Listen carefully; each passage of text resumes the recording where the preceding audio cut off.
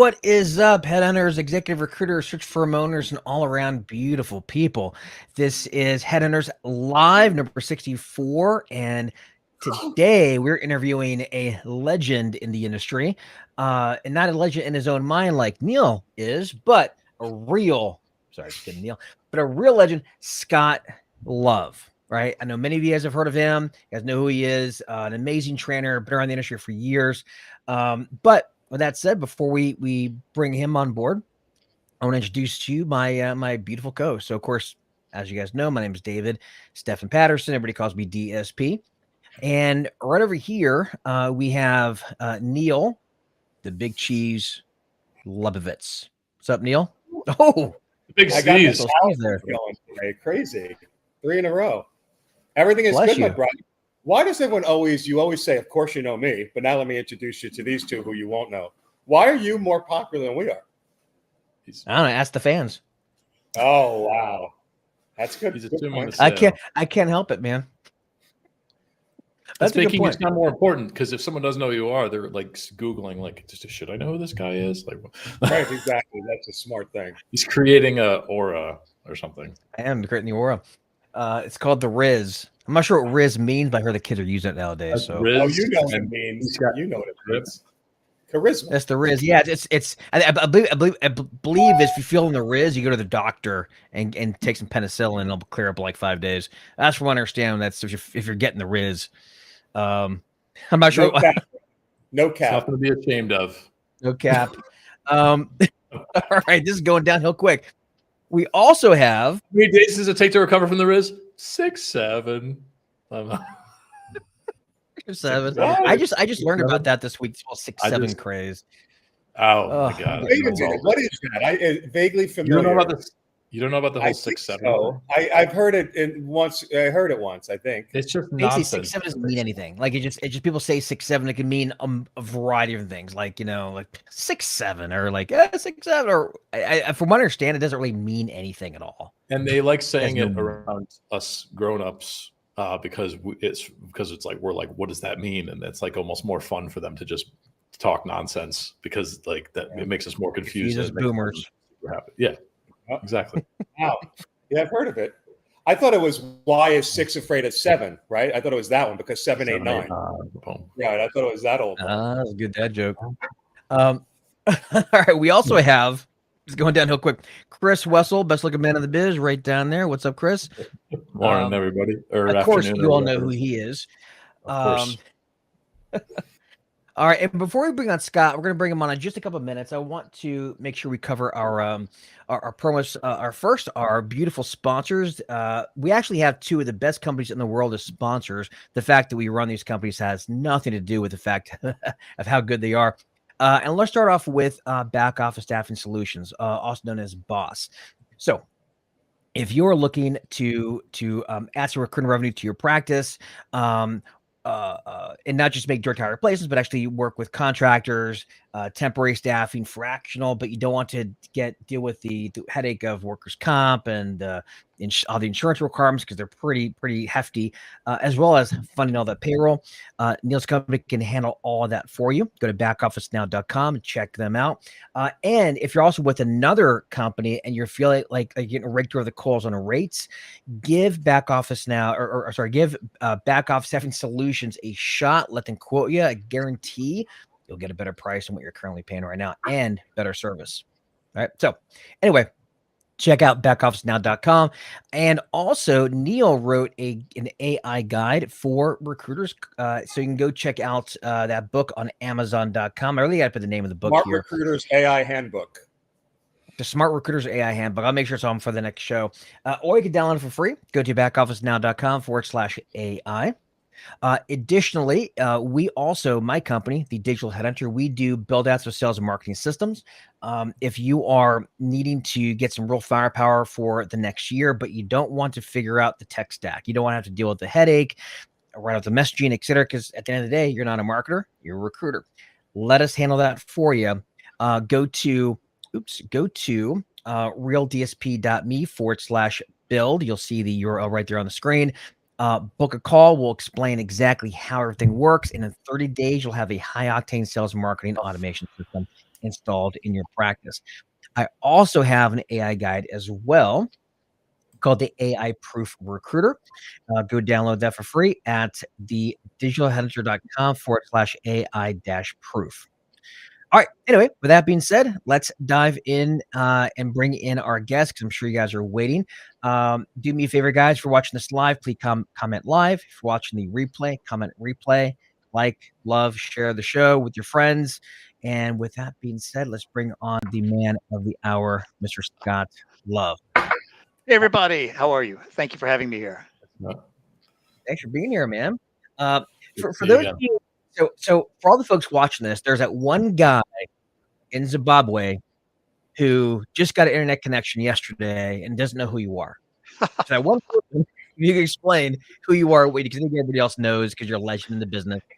But just in case, who are you? What do you do? Well, thank you, David. I'm a recruiter. That's what I am. I started in the business in 1995, before the internet, before LinkedIn, before email.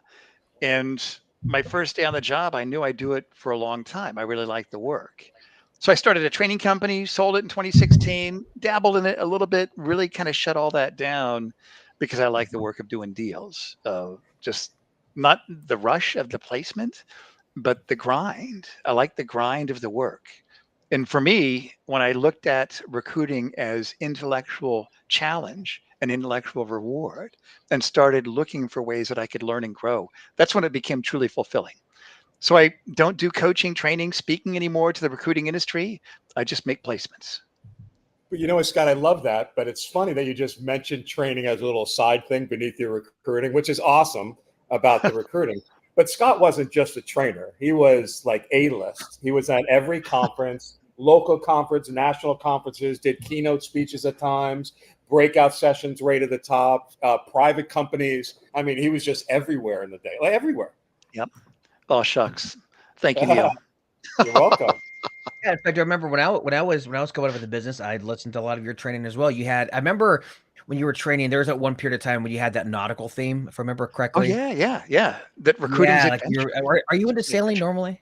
Yeah, You a well, I went to sailor? the Naval Academy, so they kind of forced it Oh, on that's you, right. a little bit. You So love the I like, themes. yeah. You had the card counting, blackjack, Yeah, I did gambling that. thing. Yeah, where recruiting's a game. And I used to be a professional card counting blackjack player years ago, 20 years ago. I was mentored by two alumni of the MIT blackjack team. I've been kicked out of casinos. I've been banned from them. And I did that for about a year and a half and I quit because I hated doing math for 9 hours at a time. But I learned that recruiting is a game. And so I've had all these different themes over the years.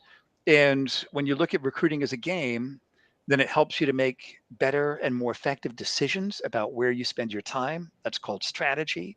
It helps you with what you do, your execution, and also if things don't work out well, that's your resilience. You can recover quickly.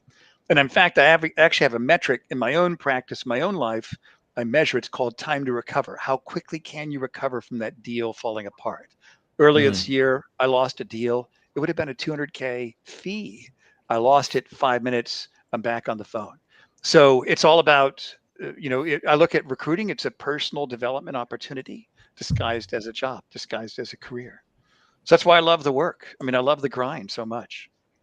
Tell everybody what area you specific. I think you're in law. Is that where you Yep, were done that's with? right. If I recall? I started in '09. I got into legal and tried different variations of that. And then last quarter, I decided to niche. I only recruit corporate and finance partners for global law firms in major markets nationally, many times on a retained basis or contingent basis. So that's my niche. It's narrow, but there's opportunity in that narrowness. The fees are pretty damn big as well. I'm aware of your $1 million fee that was pretty famous a few years ago. I remember that very, very well. Seeing that. I got lucky. I got lucky on that. Well, again, but you're getting lucky, but it's also when you're doing the right things consistently. As they say, what's that line? I forget the exact phrase of it, but basically, Luck the harder I or work, the luckier preparedness. that I get. Oh, yeah. Or where preparedness meets Along those opportunity. lines. That's right. Yeah, I forget the exact wording, but yeah, it's true. The harder you work, the luckier you get. Isn't that weird? How that And what's works. nice about that is it's a 1099 check. So when that puppy came in, it was $1 million. That's what it said on it.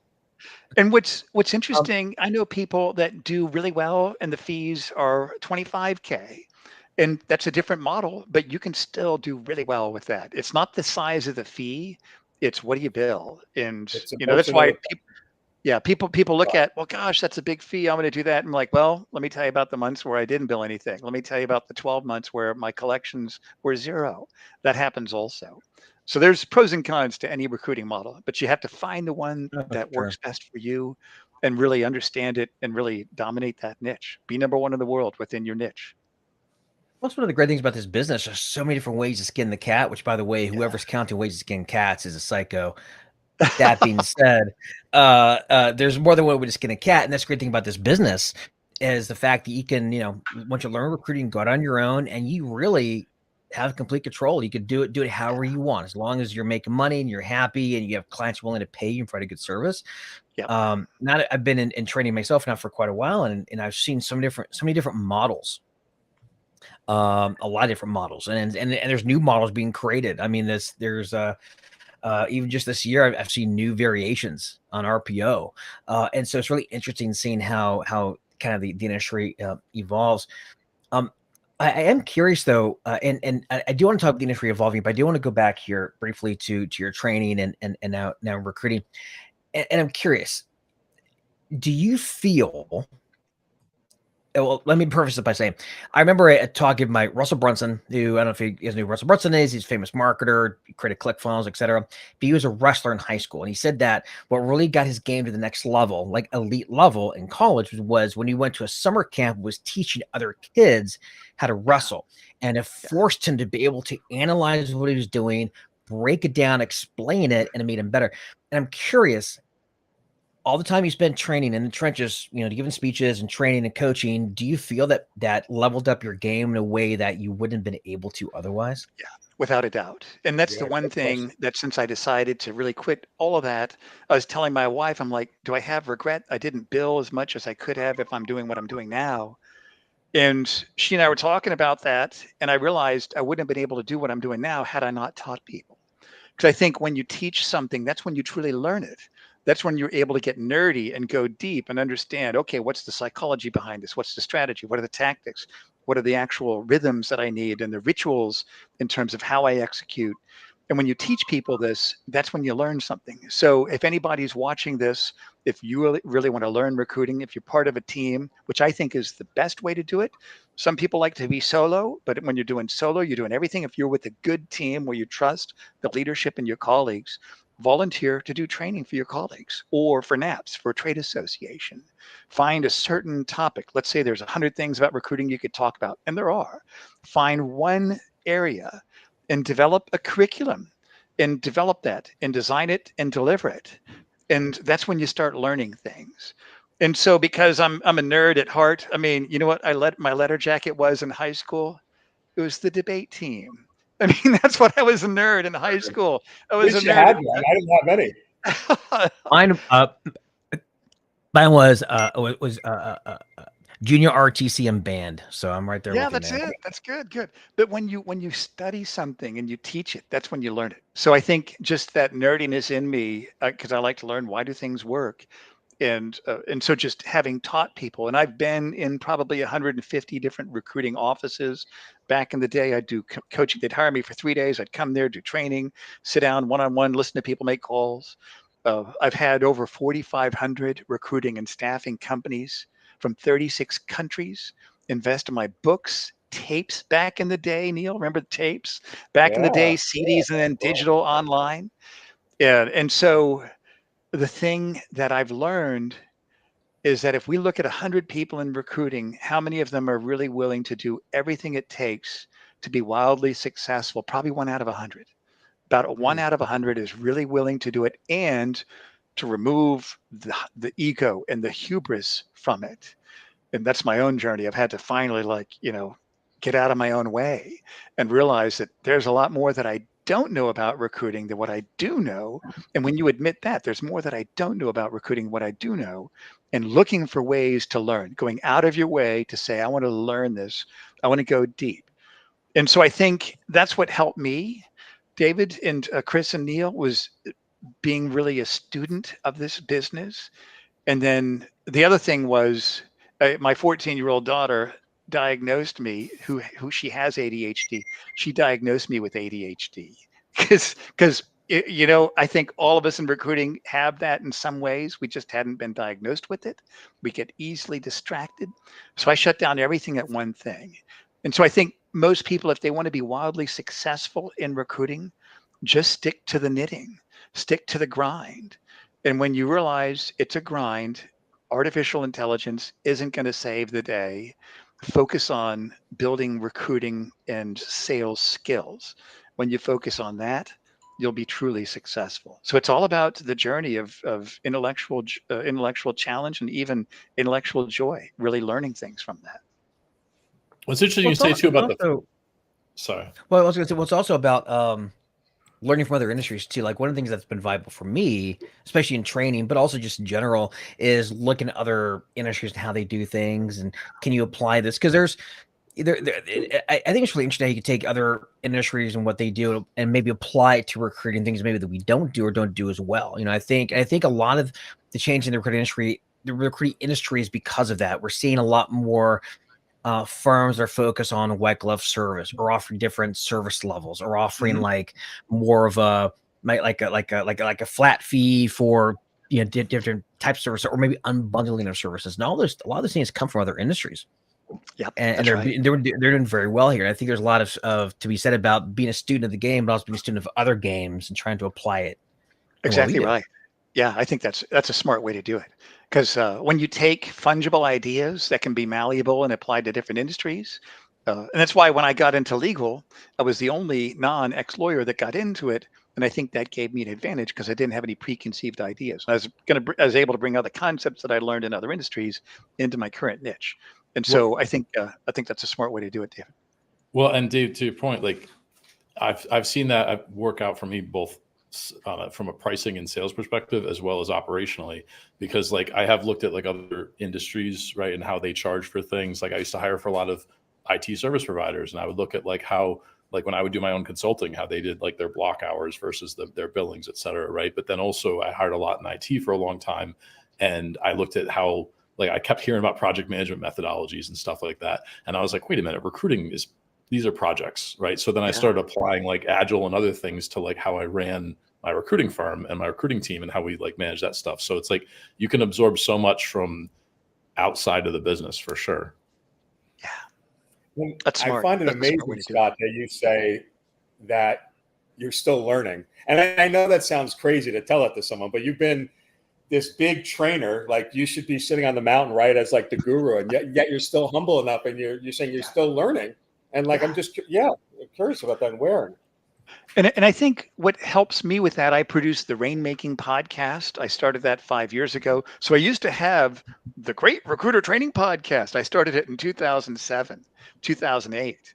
That's when I started my YouTube channel. And it was all to recruiting. I think I did 36 episodes over the course of 7 years. I mean, it was like every 2 or 3 months I'd produce a different episode.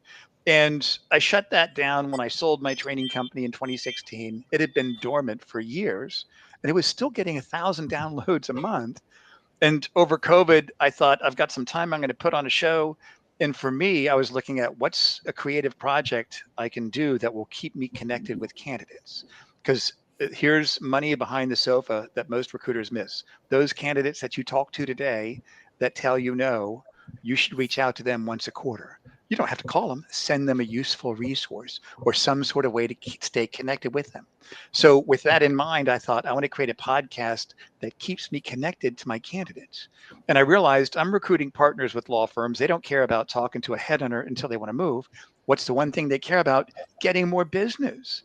So I thought through it, and I thought I'm going to interview experts, coaches for professional services people on client development, and I called it the Rainmaking Podcast. So now we've got 280 episodes. About half of my guests are authors, and when they come on the show, I read their book. So they send me a copy. So it I started getting intellectually fat and lazy. I wasn't reading as much.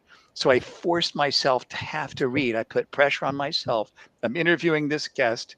If I don't read their book and they're on the show, I'm embarrassing myself and I don't want to look bad. So it forced me to read.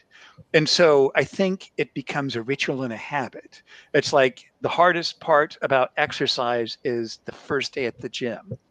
And when you continue to go, then over time it's easier. And so that's what happened with me with reading and really studying professional services, client development. And so the show, it's industry agnostic. Anybody can listen to it if you're in professional services. It's not just legal. I do have some episodes that are tagged as just legal, but that helped me also to really want to grow. And what I realized years ago, because at one point I was thinking, okay, I've got my recruiter training business and I've got my recruiting practice. I can only do one thing. And I thought about moving to Las Vegas and being a professional full-time keynote speaker, or dropping that and just doing recruiting. And I went through each of those. Well, I like speaking at conferences, but what is the grind? If you want to do anything well, and if you want to be number one in the world, no matter what it is, it's going to be a stinking grind. No matter what it is. If you want to be a professional golfer, it's a grind. If you want to be a professional poker player, it's a grind. If you want to be a top billing recruiter, it's a grind. If you want to be a keynote speaker, it's a grind. But I realized the grind is where you should focus. And for me, I looked at which grind do I enjoy the most? The grind of being a speaker. I'm on the road a lot. I've got to be nice to people when I don't want to in a conference. I've got to eat a lot of chicken dinners with strangers and pour my soul into them. And I didn't like that grind. The grind of recruiting, having deep, meaningful conversations with people who are vulnerable at a key point in their career where they depend on you. Their professional career depends on you. I love that. I love earning that trust from sophisticated people that got a lot to lose. And so for me, it was which option? The grind of recruiting won. And so that was my decision. And so if somebody is listening to this, if you say, how can I become a big biller? You need to accept the fact that this is brutally hard work, that you will be miserable for long periods of time, that for every 100 hours that you spend in recruiting, maybe 6 of them are going to be magnificent. If you have a 5-to-1 interview to placement ratio, that's good. You know what that means? 80% of what you're working on is falling apart. You get to the point that a candidate accepts the offer, turns in notice, and takes a counteroffer. That's the grind of recruiting. But when you look at this as a game that's a can't lose casino, Don Ancona with Sandias Executive Search in New Mexico, one of my favorite training clients, he came up with that phrase: recruiting is a can't lose casino.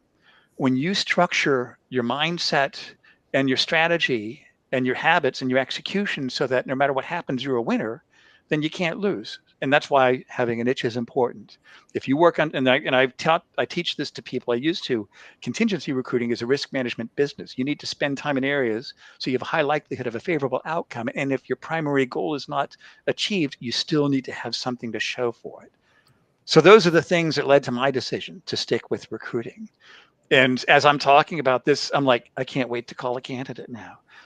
It's just finding the joy.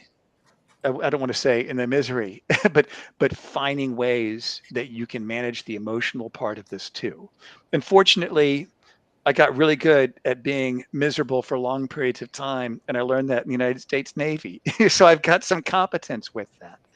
But if you can tolerate a lot of discomfort, and if you can find joy in those moments every day and the learning part of it, even if the deal didn't close, you need to ask yourself, how can I take this deal that fell apart and take these pieces of this puzzle and actually get to the point that this could be an advantage for me? What if that deal that fell apart was the best thing that happened to you? And I remember, Right. You had a thing dissecting the deal, right? That was you, yeah, right? With the deal I came up with the deal autopsy. Deal You had autopsy. a deal fell apart. Bring in the carcass as a team. Let's inspect this. Let's do an autopsy. And I'd be willing to bet that you will find changes that you can make that will help you make more placements because this deal fell apart. And I remember years ago, I started with a recruiting company in North Carolina. I think I was fired. I'm not really sure because the owner stopped paying me and he didn't return my calls. So I think I was fired. Do you guys think I was fired? I think I was fired. I wasn't sure. And I didn't even know it was an industry. I just started, I mean, literally a 1-bedroom apartment on a folding card table. I thought, well, I guess I'll do this. And I remember a few months later, I'm starting to make some placements and I had a candidate that took a counteroffer at 10 o'clock on a Wednesday in the morning. And at 2 o'clock, I had another counter offer take place. And at 4:30 that same day, I had my third counter offer take place that same day. Was that good or was it bad? I remember my wife is knocking on the door of the bathroom, wondering if I'm going to be okay. And I'm in there and I'm like, oh, I'm so upset. I'm so upset. I'm crying. I'm crying so hard. And I'm thinking, my abs are going to look so good tomorrow because I'm crying so hard. I mean, it was just misery. And I remember at a point I was starting to recover from that. It's like the grieving process, shock and disbelief. Then you get angry. And then you're like, well, I think I need to move through this. And it was at this point of maybe it was a little bit of bitterness and cynicism. I said, well, I guess everybody's just going to do what they're going to do. I guess it's every man for himself then. I guess they're just going to do what they're going to do. And that was a point I realized, wait a minute. That is called intrinsic motivation. What if I spent more time finding out what that candidate's intrinsic motivation is to move and let that energy move the deal forward? And that's when I started making more placements because I had 3 counteroffers take place that day. And that's why it's a journey. And when you understand and you take sports psychology into this business, it becomes a joy, even when things aren't closing because you're learning things. And that's where the joy really is. 100%. Well, there's also just having fun in the business. I know that we learn a good skill. Like let's say cold calling, for example. Cold calling's a great one. Cold calling for a lot of recruiters, probably most recruiters, you makes the butthole clench, and they hate it. It sucks. But I know I used to think the same thing, and then I got kind of good at cold calling. And they got to the point like I enjoyed it, and I was looking for. And instead of ringing and hoping I got voicemail, it was ringing and hoping I got somebody live. So I can try my new opening line, which is a killer opening line. I love Absolutely it. Right. And That's you start smart, having fun David. in it. And I think what you do is not only that, but you learn to have fun and have almost like a play sort of like mentality. It makes this job a lot easier, because there's so much. Because you could do that, like with anything. In fact, I learned that lesson from when I was in the Army. I was in basic training, and we were me and this other guy were on was a K Patrol, Kitchen Patrol, KP duty, basically. So we're in the KP, kitchen. right? Yeah, it was KP. I can't remember the name off the top of my head, but anyway, it was KP. And so we were busting our asses trying to clean, and the guy that I was with, he was singing what's that Garth Brooks song? I got friends in low places. Yeah, And I was like, dude, why are you singing that? Belt that out. He's like, I'm just having fun, brother. It's like, this work kind of sucks, but you have fun while I'm doing it. And time goes by fast. And I'm like, that always stayed with me. He's like, just have fun doing it, brother. It's your choice. And and so and I think that helps a lot too. Just keeping this business fun, right? Because you're going to do it for what, 30, 40 years. And I think connecting with people like you, getting to know other people in the industry where you have a bad day, call them up, talk about that. I think having that peer relationship with other people in the business helps too.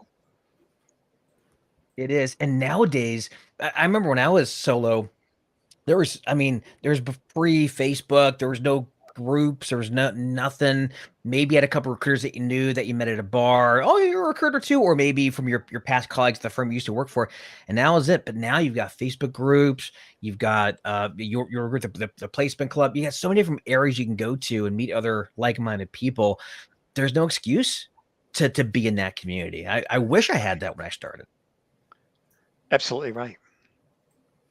One thing I want to talk about is, and we discussed this prior to us going live here, was trust. And you mentioned it earlier about building trust, right?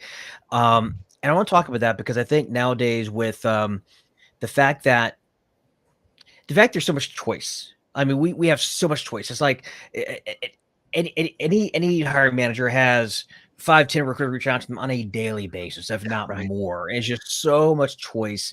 And so I think trust is a big thing, as well as there's a lot of fly-by-night recruiters, and almost every hiring manager candidate has either heard horror stories about recruiters or had a horror story about a recruiter. So I wanted to ask you about that. How do you go about building that trust in this business? I think it's going to be very important, especially next year. What are your? I want to dig into that if you can. I think let me start with a book called Pitch Anything by Orem Claff. And the audiobook is really good. I was listening to the audiobook, then I thought I'm going to get the book. And then I started listening to it and reading it at the same time. And I realized that's a life hack. If you really want to learn something, get the audiobook and the physical book at the same time. Take notes, get a highlighter, old school. And Orem Claff says that people are guarded. Their walls go up. They're trained and we're wired to be resistant to getting hurt. And he said that something that can get people to bring the walls down is a shiny object. What's that? That got my attention. And so you can start by building trust by getting someone's attention with having an interesting story or having something that is unique or different or even better, distinct. What can you say about yourself that nobody else can say? That's that shiny object that gets people to take a look. Now you've got an opening and now you can build trust. So there's different ways to do it. And if you think of the very first pilot that flew across the country, that was Charles Lindbergh. Who was the second? Nobody knows. Nobody cares. Who was the first female pilot? Amelia Earhart. So if you can be number one in a subcategory, that's enough. So I think getting people's attention, that's where you can start, and you have to earn the trust. How do people make decisions? Oh, Chris, did you have a question? Yeah, related to that, Scott, because the trust that you're building and the shiny object, and I know that, or at least from what I've heard, legal recruiting tends to be very candidate driven industry. So like for you, when you're standing out and building that trust initially, is that essentially through like some sophisticated MPTing? Is that your shiny object, and is that your initial trust builder? Well, kind of, but really when I'm reaching out to candidates, it's showing them these are the reasons why you can trust me because other people have. Different And message, so of course, for clients than candidates, right? Because the candidates are getting contacted a ton too. You need to get their attention as well, of course. Yeah, they are. And what's happened, at least in my industry, there's so many people that got into it. Then you got all the UK. I mean, in 2021, every lawyer that hated being a lawyer became a legal recruiter, and it got oversaturated with people that don't know what they're doing. And so all the candidates, the walls went up. The firms, they're not working with anybody anymore. All the UK recruiters are working in the US market. So it really changed everything. So how do you earn that trust? You've got to show that you're worthy of it. And it isn't something that people give at once, but there are certain, I don't want to call them tools, but ways you can earn trust. You can borrow trust from somebody else. If you get a referral, you can invite them to be on your podcast about their industry, or you could share an episode with them, right? Like, I mean, that's probably absolutely helps a lot. Yeah, anything that shows that you are a credentialed expert that can solve their problem. That's how you do it. I think that's kind of that's what I've done is building a story of trust, building a story that shows that I'm in this for the long haul. I think even talking to people, what's the objective? I think the objective isn't getting a new candidate to send to a client. It's building trust and being curious, starting each conversation. This is what I do. I can help you. I've got some ideas. I don't want to force it on you, but I want to start a dialogue and I'm kind of curious. Are you open to hearing about other things? And then other questions you can ask to really find out, and then earning the right to make the pitch and letting that trust build. And so the other part of it, like I mentioned, this is an area where a lot of recruiters really don't spend time in maintaining the candidate pipeline. It's exciting to get a new candidate, but that's not where the money is. The money is in reaching out to those people you've already built some relationships with, because relationships are built on frequency of contact. And if you reach out to each candidate in your database once a quarter, whether here's an email, here's an article that I wrote, or here's a video I saw on YouTube about a life coach within your industry, I wanted to share this with you, or something like that. One of the things I did, because I have a community group, I'm not really managing it, and I would interview outside experts outside of recruiting once a month on topics, and we would pull lessons from that relate to what we do, like you were talking about, David, which I think is brilliant. So I had my realtor, Shannon Harton. I bought a house from him in 2019. I refinanced it 7 months later. I'm probably never going to sell it. But he still keeps in touch with me through a regular rhythm that his real estate company has, which is truly effective. And I've given him referrals, but he stays top of mind. And I actually interviewed him within our group on what does he do as a realtor to stay in touch with people. And that's one way that you can build trust, is come up with a plan, a real plan on how you're going to maintain those relationships and build trust. What's giving rather than taking, right? It's that you have an ethos of Yeah, giving. Actually, we interviewed Rich Rosen last week, that's and great. or the week before, and he said the same thing. He said, you gotta give. So, but maybe send an article out to somebody or a really cool video, and just continue to give because it's doesn't take a lot of energy to give, but you also need to give what people want. I mean, but you got to be entertaining. You have to give freely. You have to give something that's of real value. And the other thing I want to mention before we keep going, I know Chris, you've got a quick question, but I want to say this one thing, and it's like a mindset thing. And I had a mentor tell me this years ago, and it really kind of made a lot of sense. Like the fact that it's harder to get clients, or the fact that, as you said, there's more moats around these people. Consider that a blessing, because when you land that client, there's now a moat around your client Yeah, that other yeah. recruiters who aren't doing what you're doing can't get past. It's actually could be considered an advantage having all those moats around prospects. That's the way I look at it. That's a good way to look at that. And I think you've always got to stay ahead of your competition. You always have to remember that there's 10 other people smarter than me, better looking than me. Well, maybe not. I'm just kidding. There's 10 other people smarter than me, except for Chris. There's 10 other people smarter than me, more eager than me, better looking than me, that have better stories and a better reason to work with them, chasing after my clients also. And I think the one of my favorite lines from the television series Mad Men, the AMC series, which is an amazing show, Don Draper said, "The day you sign a client is the day you start to lose them," and I don't think we can forget that.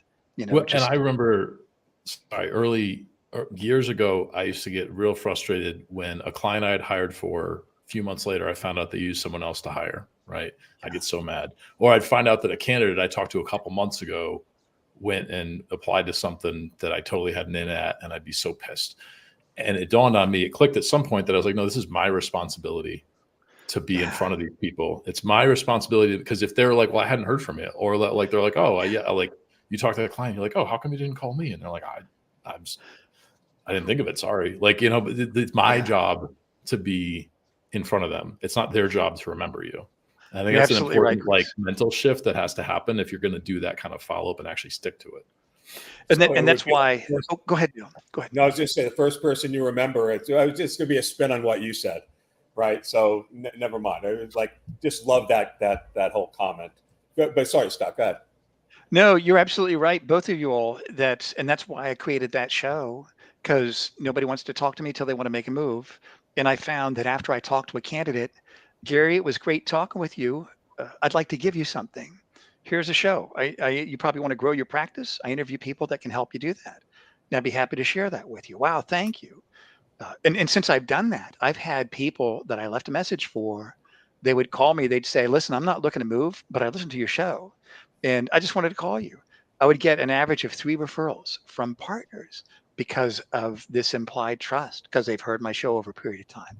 I swear to God, Scott, the last 5 shows or so that we've had, guys, am I not telling the truth? The people have brought that up about getting a podcast. We have someone in a couple of weeks who's going to talk about that. But that's come up a bunch. The last 5 shows. Yeah, and not about recruiting, but specifically like about your industry or an industry you're trying to focus in, or your specialty, and just interviewing those people. And then, it's which is, I think, because a lot of times recruiters are like, oh, I want to start a podcast. And then they start off, they interview some other recruiters they know, they do like what we're doing.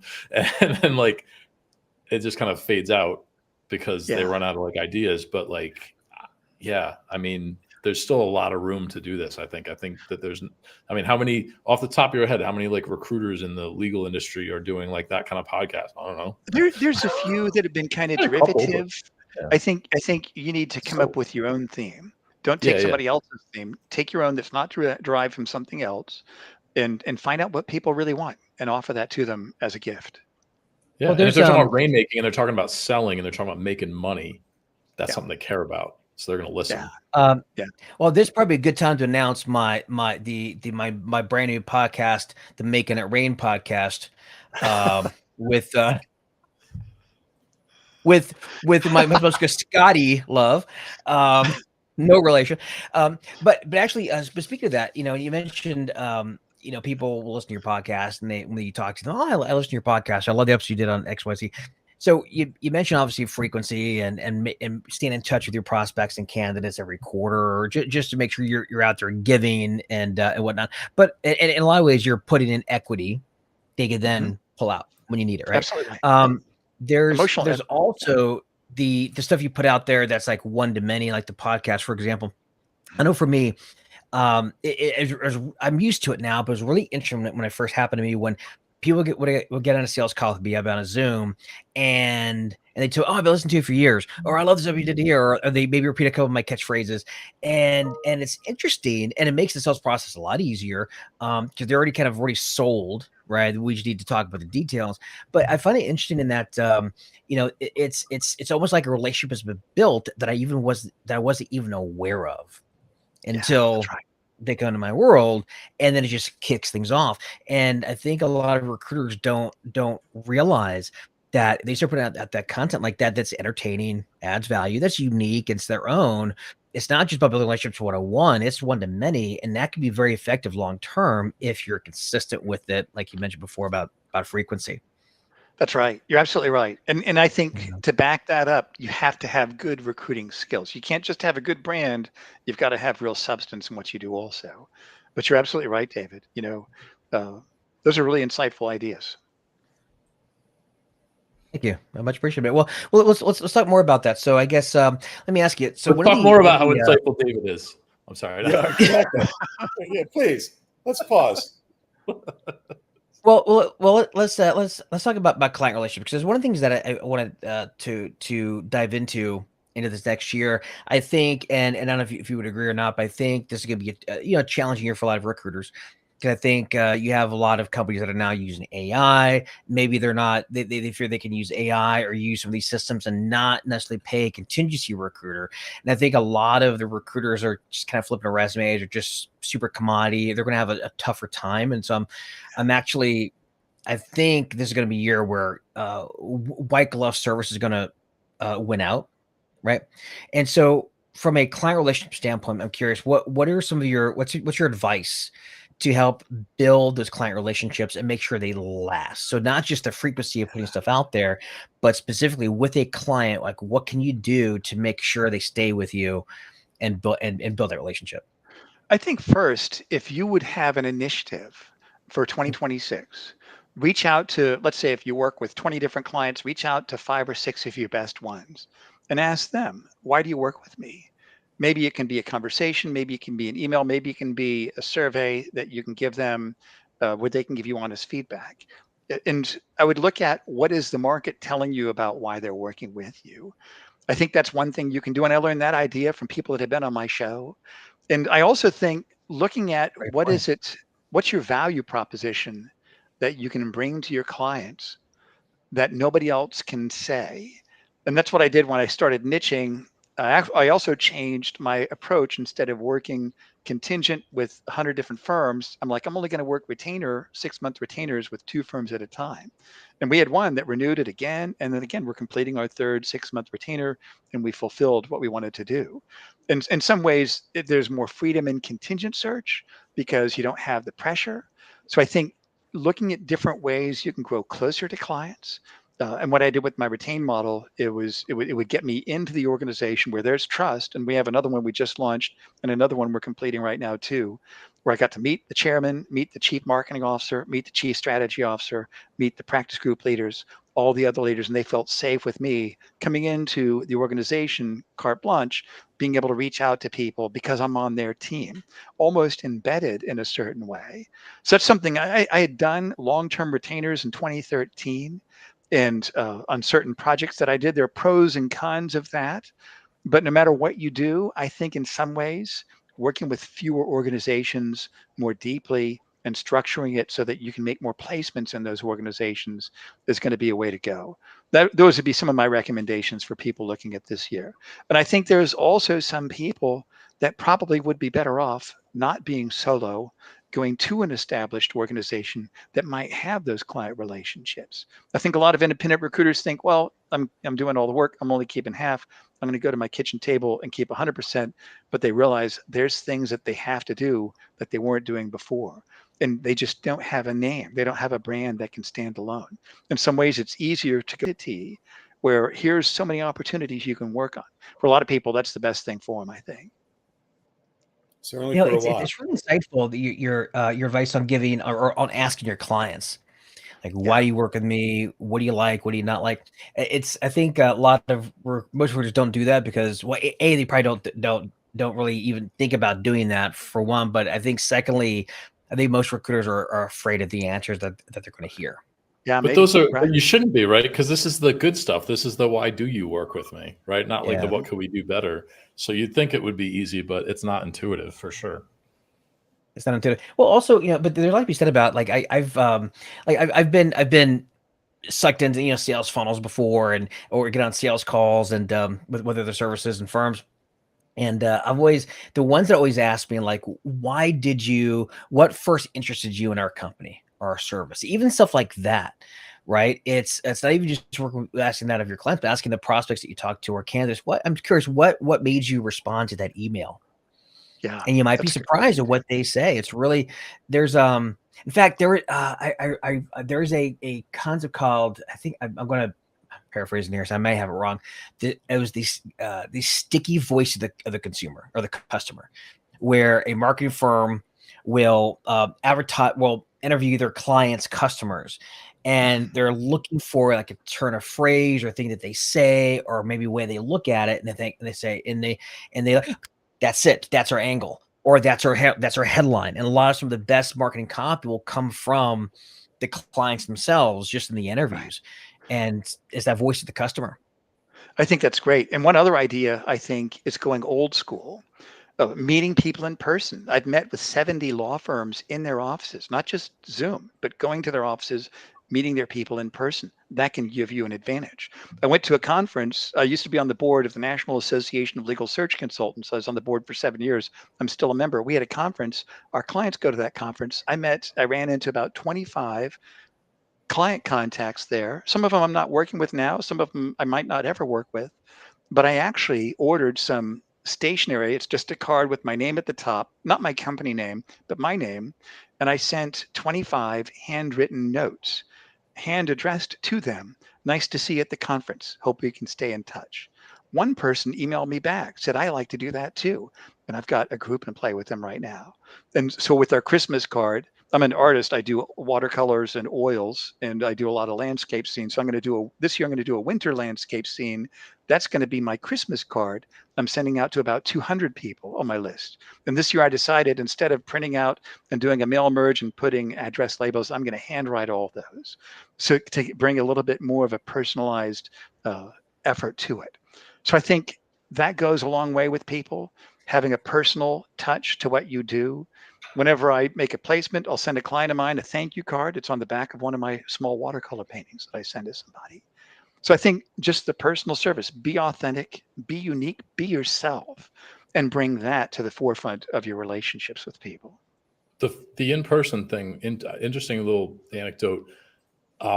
Years ago, like pre-COVID, I went to go meet with a prospect. It was a referral, so it was kind of warm, but I met with a prospect owner of a company, maybe like an hour from me. And I'm in the Albany, New York area, which is like 1 million-ish people metro area. It's not enormous, but there's a whole lot of outlying areas, right? There's a lot of sticks around, right? This company was a little bit further out. And it's significant because I sit down with a guy in his office, in his conference room, and I don't know, I don't routinely ask this. I probably should, but for whatever reason, I asked him, like, so what had you willing to meet with me, or something along those lines, right? And he's like, well, you're the first recruiter in like 7 or 8 years that was willing to come to my office and sit down with me and talk. Yeah. Everybody else, because here I'm in like the city in Albany, right? And he's like, they just want to do it over the phone.